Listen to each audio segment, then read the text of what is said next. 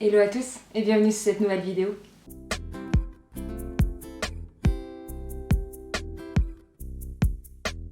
J'espère que vous allez tous bien. Si c'est pas déjà fait, je te laisse t'abonner juste là. Le sujet que je voulais aborder aujourd'hui, c'est le burn-out. Donc j'ai fait un burn-out en janvier dernier, donc à l'âge de 25 ans.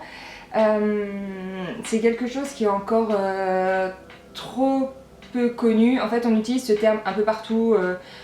En général, voilà, ah bah tiens, j'en peux plus, je vais faire un burn-out, assis ou ça. Et en fait, non, le mot burn-out, c'est vraiment une maladie et c'est un mot qu'il faut poser sur une blessure. Donc dans les burn-out, il y a beaucoup de préjugés. Déjà, on pense que ça va toujours toucher les personnes plus âgées. En gros, toi, 20 ans, 25 ans, tu peux pas faire de burn-out alors qu'en fait, tu peux très bien en faire un durant tes études ou au début de travail. On pense toujours que ça va toucher les autres et que surtout, on va le voir venir. C'est-à-dire que, ah bah tiens, je serais pas bien, je vais le sentir venir le burn-out. Ouais, d'accord. On en reparlera plus tard, hein, d'accord, tu m'expliqueras quand ça t'arrivera. Parce que je disais la même chose. Hein. On se dit surtout que ça va arriver simplement quand dans la vie, il n'y a rien qui va autour, que ce soit professionnel, amoureusement, personnel, enfin bref, tout ça. Bon, pas du tout. Moi, je l'ai fait à 25 ans. J'avais une situation financière confortable, j'avais un beau poste, je vivais en couple et j'étais très heureuse avec cette personne. Et par contre, je me suis totalement perdue. Et c'est à partir de ce moment-là où je me suis perdue que j'ai commencé à péter les plombs. Donc je vais vous expliquer un peu mon histoire. Donc, mon burn-out, il a mis entre 5 et 6 mois à s'installer. Donc les premiers symptômes... ça a commencé à aller mal dans notre couple, donc moi j'étais très irritable, mon conjoint comprenait pas toujours mes réactions, moi j'attendais énormément d'amour, énormément de temps, d'investissement, j'étais en demande constante de valorisation, parce que ça n'allait plus du tout moi dans mon boulot déjà. Donc je me dévalorisais tout le temps, je n'osais rien faire. Voilà, j'avais toujours besoin de l'appui et de la validation de quelqu'un parce que pour moi j'étais nulle, j'étais incompétente, tout ce que je faisais ça ne rimait à rien, ça ne servait à rien. Donc voilà, à côté de ça je pleurais énormément, je mentais beaucoup aux personnes autour de moi quand on me demandait comment j'allais. Oh bah c'est facile, hein. Ah ça va super, je m'éclate, non bah à la maison ça se passe bien, tout va bien, alors qu'au final je pleurais les soirs. Voilà, donc j'ai énormément menti, donc je me suis aussi perdue parce que dans mes valeurs je ne supporte pas le mensonge et en fait j'ai menti aux personnes à qui je tenais plus, donc mes amis, ma famille, j'ai même menti un petit peu à mon conjoint au début pour cacher un peu ce que je ressentais. Bon, quand tu vis au quotidien avec cette personne, vraiment tu vois bien quand il ne va pas bien. Et puis j'ai surtout commencé à avoir des douleurs un peu partout, donc on va dire j'avais beaucoup de douleurs dans les mains, donc on pensait que c'était dû à des gènes dans ma famille. On a fait des examens pendant très longtemps, c'est-à-dire que pendant que je n'allais pas bien, en plus de tout, je passais toutes les semaines chez le médecin ou chez un spécialiste ou aux IRM ou chez les neurologues, donc voilà, on a fait énormément d'examens, donc ça aussi ça m'a beaucoup joué dessus. Donc voilà un petit peu le contexte au début, comment les premiers signes se sont présentés. Ensuite, je pense que là où ça a accéléré, c'est en juillet 2019 à peu près. Donc pour resituer, il y avait la grosse canicule en France, donc nous on n'avait pas de clim dans les bureaux. Et puis par rapport au transport en commun, on nous a dit bah écoutez vous restez chez vous, comme ça au moins il n'y a pas de risque que ça se passe mal, vous bossez de chez vous. Sauf qu'en fait je venais d'une entreprise où le télétravail, ils n'aimaient pas trop ça, donc on a été, enfin, moi j'ai perçu comme ça, énormément surveillé, fliqué pour être sûr qu'on travaille bien. Alors qu'en fait, au final, enfin, moi je travaille pour la société, mais je travaille aussi pour ma propre fierté, pour dire que ce que je fais c'était bien. Donc voilà, pour moi, j'avais pas besoin forcément d'avoir cette emprise constamment sur nous, à regarder nos mails, à nous écrire pour voir si on était bien connectés. Enfin bref, c'était un petit peu lourd, mais au début on se dit bon, on peut comprendre. Sauf qu'en fait, je reçois un mail d'un créatif, donc pour expliquer un petit peu, je travaille dans une société de création graphique. Et donc moi j'étais le lien entre les créatifs avec qui on travaillait et l'entreprise, là où j'étais. Et donc là on discute avec un créatif et puis on parle de facturation et je me trompe sur la facturation de 10 ou 20 euros, mais sans faire aucun virement, c'était juste via un mail.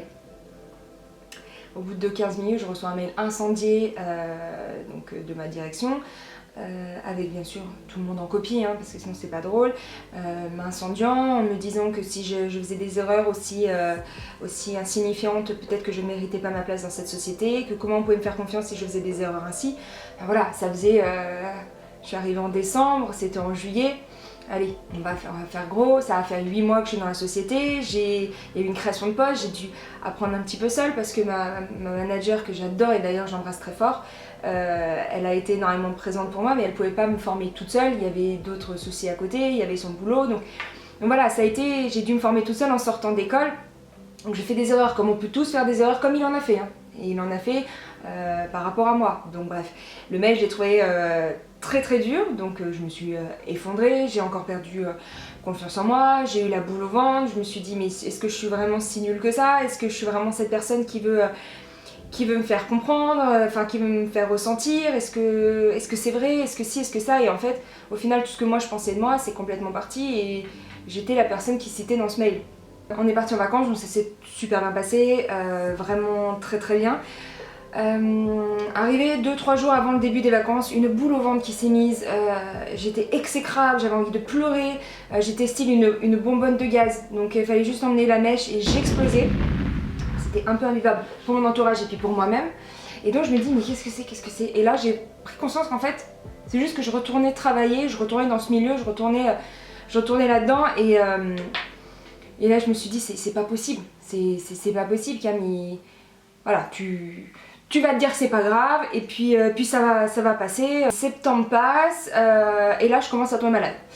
Tout ce qui passe, donc les angines, je chope toutes les angines qui passent, infection urinaire, rhume, tout ce qui a pu passer, j'ai tout chopé parce que j'avais un système immunitaire tellement faible du fait que je pense mon mental me jouait énormément dessus et que mon corps combattait parce qu'en fait je fatiguais intérieurement et voilà, mon corps à force de se battre il était exténué et donc là au travail l'ambiance générale commençait à s'effondrer, on a commencé à avoir quelques petits licenciements, quelques petites démissions, voilà, c'était fin d'année donc il fallait carburer, enfin c'était hyper compliqué l'ambiance. J'ai été arrêtée de force parce que mon corps ne suivait plus, j'avais une tension qui était vraiment trop basse pour continuer donc ils m'ont forcé à m'arrêter une semaine. Bon, voilà, je l'ai pris, j'étais un peu mal à l'aise. Mais bon, ma maman est montée, elle est venue prendre un peu soin de moi, on a fait des choses bien pour que je me sente bien dans ma maison. Donc voilà, on a fait en sorte de passer du bon temps pour que je reparte avec un cerveau un peu plus reposé. Et là, tu commences à te dire, Cam, qu'est-ce qui se passe? Il y a quelque chose qui va pas, c'est pas possible. Et puis dans ta tête, tout de suite, t'as un truc qui revient qui dit non mais c'est rien, c'est juste t'es fatigué, c'est automne, tu chopes tout ce qui passe, t'inquiète pas, c'est bon, avance, continue à avancer.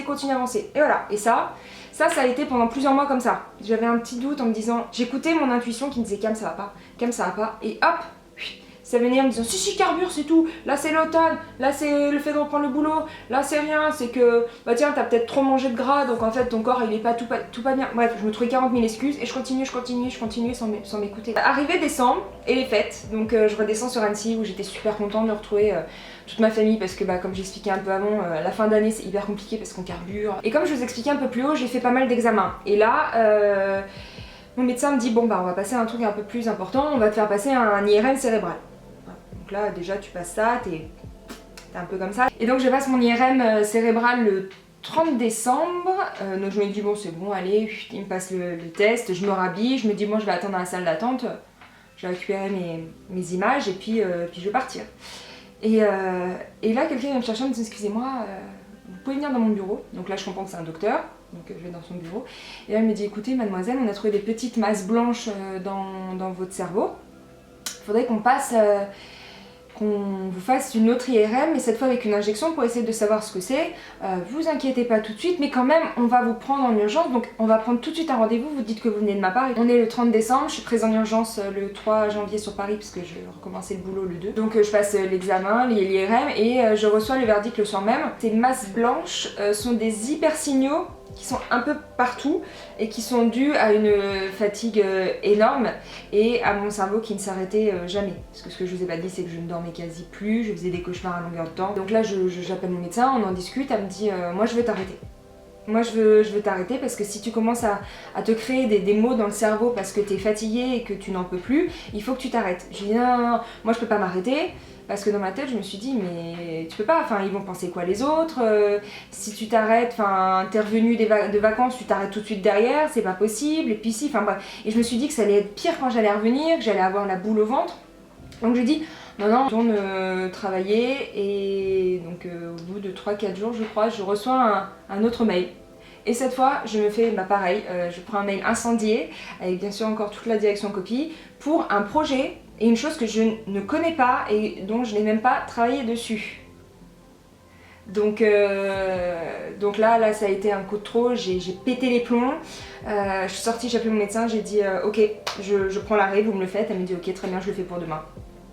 Donc j'informe tout le monde que j'ai rendez-vous chez le médecin et voilà, j'envoie mon arrêt maladie le lendemain matin. Je prends le train le plus tôt possible pour descendre sur Annecy parce que je ne pouvais plus rester à Paris. J'avais fait un trop plein. Donc je redescends, ma maman a pris soin de moi. Elle prend toujours soin de moi. Et puis c'est là que j'ai commencé à craquer. J'ai trop attendu que ça m'affecte, j'ai trop attendu que j'aille mal. Et en fait, il faut arriver à s'écouter avant.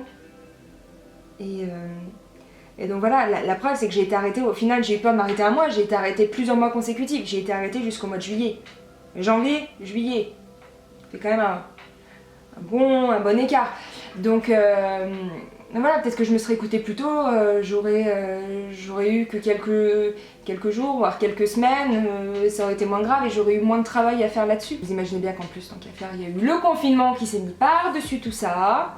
C'était génial. J'ai passé un printemps phénoménal. Moi, je peux en tirer du positif. J'ai connu d'autres personnes qui ont fait les burn-out, qui en tirent pas forcément du positif. Moi, j'arrive à en voir du bien en me disant qu'en fait, ça m'a permis de péter les plombs, clairement on va dire, de péter les plombs tôt, de prendre conscience de ce que je voulais, de ce que j'étais prête à accepter et de ne plus accepter. J'en suis sortie plus forte. Par contre j'ai des séquelles pour toute ma vie, c'est-à-dire que je vais avoir des sortes de traumatismes. Comment on peut aborder ça? Ça va être des traumatismes de la peur de l'échec, que j'avais déjà avant mais qui s'est amplifié. La peur de retrouver un travail et que ça refasse la même chose, la peur de ne plus m'écouter, voilà. Mais à côté de ça aussi, j'ai appris peut-être à me dire que la prochaine fois, si mon corps me lance des signes, parce que je dis pas que j'ai plus rien, mais mes douleurs se sont considérablement affaiblies. Le corps il comprend, il sent quand ça va pas et je l'ai pas écouté et il me l'a fait payer. Et en fait il me l'a fait payer pour une bonne chose. C'est pour que j'aille mieux maintenant, et ça se trouve j'y serai toujours, et je serai malheureuse, et bon mon couple a quand même pas forcément survécu à tout ça. C'est triste mais c'est comme ça. C'est peut-être pas plus mal non plus, peut-être qu'il y avait trop de liens qui restaient, ou je sais pas, on s'était peut-être fait beaucoup de mal. Donc voilà, il y a tout qui a pété, donc maintenant je recommence vraiment quelque chose de neuf, de beau, de zéro. Enfin de zéro oui et non, parce que j'ai tout ce que j'ai appris avant, j'ai mes antécédents, j'ai ce que j'ai appris, surtout, mais je repars, quand je dis de zéro, c'est sur une nouvelle voie où je vais faire ce que j'ai envie maintenant que j'ai appris. Voilà. Je sais que le mot apprendre, peut-être qu'il est beaucoup dans mes phrases, mais je crois que c'est vraiment, le burn-out m'a permis d'apprendre. Et d'apprendre sur divers sujets aussi vastes les uns que les autres, autant sur moi, que sur la vie, que sur l'avenir, que sur le corps, que sur plein de choses. Je me suis ouverte au développement personnel, chose que je ne faisais pas avant. Comme je disais, le cas de tirer du positif, il n'est pas tout le temps vrai. J'ai des personnes qui sont, même après 2 ans de burn-out, qui sont toujours en perdition, en échec sur plein de choses. Et c'est violent. Un burn-out, c'est violent. C'est pas simplement un rhume qui va durer 6 mois. C'est la tête qui est malade. Quand on dit je me suis cassé une jambe, mais là moi je me suis cassé un bout de la tête. Et clairement c'est les termes qui sont utilisés par les médecins, vous êtes cassé un bout de la tête. Donc retenez bien que ce n'est pas anodin. Ça fait bien plus mal qu'une chute de vélo. Pourtant ça se voit pas du tout. En plus du mal que ça fait en termes de l'esprit et au corps, il y a d'autres petits points qui peuvent arriver. C'est-à-dire qu'au début, tu vas avoir une incompréhension de l'entourage. J'ai eu des personnes hyper bienveillantes donc, qui m'ont dit voilà on comprend, c'est pas grave, on va prendre soin de toi, tiens. On va te faire une petite fête, entourée de potes pour que tu sois bien. Tiens, ce soir, viens manger à la maison. Bah tiens, aujourd'hui on vient te chercher, on va se promener. Ou juste un coup de fil pour te demander comment tu vas. J'ai énormément de personnes bienveillantes parce que j'ai des amis formidables. Et merci à tous. Voilà, ça me touche encore, mais j'ai vraiment eu des gens adorables autour de moi. Ma maman, ma grand-mère, des personnes vraiment qui ont été là. Des amis qui m'ont... J'ai vraiment pris conscience de la chance que j'avais de les avoir. Donc si vous passez par là, voilà, vous le savez. Et par contre, t'as aussi ceux qui vont me dire Cam, bah alors t'en es où? T'as repris le boulot? Non, j'ai été encore prolongée en arrêt. Ah, d'accord. Ceux qui vont me dire t'es toujours en arrêt? Mais comment ça se fait que t'es toujours en arrêt? Enfin, je sais pas, ça fait déjà 2 mois, tu pourrais repartir au boulot, non? Puis ça te ferait peut-être du bien de revoir tes collègues. Donc en fait, voilà, il y a une sorte de jugement de personnes qui ne connaissent pas, trop encore, ou qui ne connaissent pas du tout, ou qui pensent être gentils, hein. C'est pas faire du mal pour faire du mal, hein. Mais c'est des choses qui vont te piquer en te disant, mais ouais, mais Cam, en fait, tu pourrais y aller.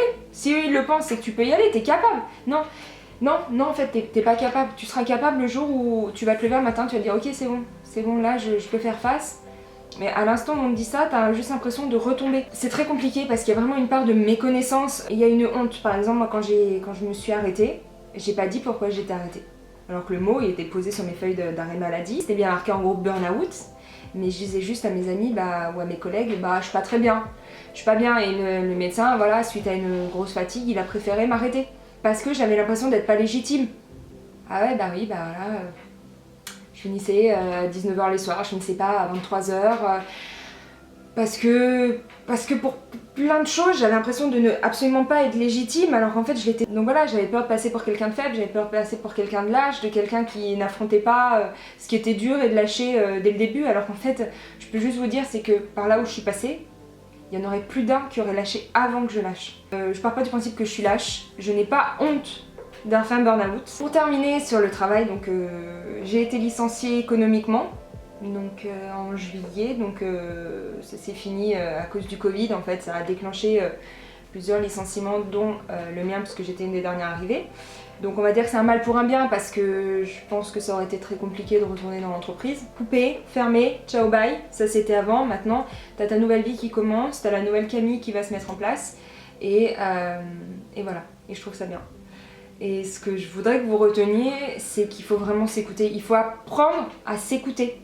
Ton corps il te dit qu'il va pas bien, il va te lancer des symptômes, il va avoir des douleurs, il va être fatigué, il va... Voilà, alors je te dis pas, dès que t'as mal au crâne, tu t'arrêtes, c'est pas ce que je suis en train de dire, mais quand ça fait 1 mois, 2 mois que c'est très très dur, que ton corps il peine, écoute-toi. Tu es ton propre médicament, tu es ton propre moyen d'aller mieux. Et ton corps c'est mieux que toi, ta tête c'est mieux que toi si ça va ou si ça ne va pas. Parce que toi, t'as plein de petites voix, eux, ils savent, c'est mécanique. Donc toi tu peux mettre des artifices, tu caches, que lui il peut pas cacher. Ou alors il va cacher un certain temps, puis après il va être fatigué de cacher. Hein. Donc voilà, écoute-toi, c'est primordial. Ton esprit, ton corps et toi-même, vous ne faites qu'un. J'ai connu trop de personnes, je pense, qui ont des sentiments ou des émotions, et ils en ont honte, et ils ont préféré les étouffer. Mais qu'en fait, quand tu les étouffes, elles vont ressortir plus tard, mais démultipliées. Donc écoute-les dès le début. T'as le droit d'être triste, tu pleures. T'es content, tu rigoles, t'as peur. T'as le droit d'avoir peur, t'en parles, ou essaye de pas trop le garder pour toi, parce que ça va te bouffer de l'intérieur, mais extériorise. Et en fait, si t'es entouré de belles personnes, ou de personnes qui sont vraiment là pour toi et qui t'aiment, bah en fait tout le monde va te comprendre, et personne te jugera. Et d'ailleurs, personne n'a à te juger, parce que la seule personne qui peut te juger, c'est toi-même. En tout cas, j'espère que cette vidéo vous aura plu. C'est encore un sujet un peu sensible, parce que même si ça va faire presque 1 an, quoi qu'il en soit, ça me rappelle beaucoup ce par quoi je suis passée. Ça a vraiment été très très compliqué, très très dur. Alors je l'ai énormément caché, hein, sur les réseaux sociaux, j'ai absolument rien montré. Mais quand je vois par où je suis passée, je me rends compte qu'en fait j'ai énormément avancé. Et je suis juste super heureuse de pouvoir vous en parler comme ça, parce qu'alors il y a 6 mois, j'étais pas capable d'en parler, j'avais pas le recul pour en parler. Et je suis super heureuse, donc Je vous souhaite de vous écouter. Je me répète, c'est pas grave, mais je vous souhaite de vous écouter et de prendre soin de vous surtout. Parce qu'en fait, la vie, elle pourra pas bien se passer si vous prenez pas soin de vous. Alors, il y aura toujours un problème quelque part. Vous êtes au centre de votre vie. Et si ce centre de votre vie, il va pas, vous imaginez bien que le reste autour, ça ira pas. Vous apprendrez à vous écouter peut-être plus, ou vous allez continuer à vous écouter, c'est le cas. Et surtout, je vous souhaite de prendre soin de vous. Salut!